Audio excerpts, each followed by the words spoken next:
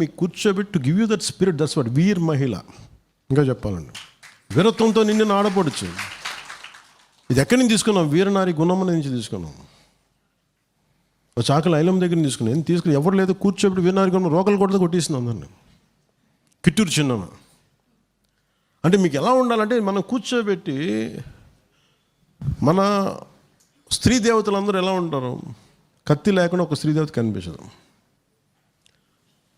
నేను అందుకే నేనంటే మిమ్మల్ని కూర్చోబెట్టి జనసేన ఆడపడుచులకి పేరెంటాలకి వచ్చే పార్టీ కాదు, అది పోరాటాలకు వచ్చే పార్టీ. అది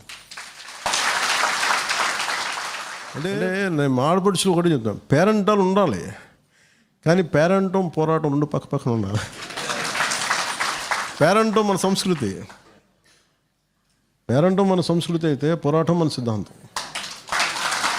అందుకని నేను ఎంత మెత్తగా ఉంటుందో ఒక ఆడపడుచు, కత్తి తీసి కృపాణం తీస్తే, మీరు ఒకసారి ఈ మహారాష్ట్రలో కొంతమంది లాతులు కొంతమంది కత్తి సాగు చేస్తారు. ఒకసారి నాకేమో కొన్ని క్లాసులు పెట్టాలి, మీకు కొంచెం కత్తి సాగు నేర్పించి కొంచెం హుషారు వస్తుంది. ఒకసారి ఏంటి, మా కట్క తెక్కిన కథ ఉంటుంది కదా, ఇంట్లో పారిపోయి చేస్తే తల్లిను భార్య ఇద్దరు కొంచెం కారణం తినరండి, కొంచెం గాజులన్నీ పెడతారండి. అంటే నేను అనేది ధైర్యం నేర్పించాలని ఆడపడుచులు నేర్పించాలి. అందుకే మీకు వీర మహిళ, నేను మిమ్మల్ని వీర మహిళ అని చెప్పి ఇక్కడ ఉంచడానికి లేదు. మీరు పేరెంటాలు ఇవన్నీ చేయండి, కానీ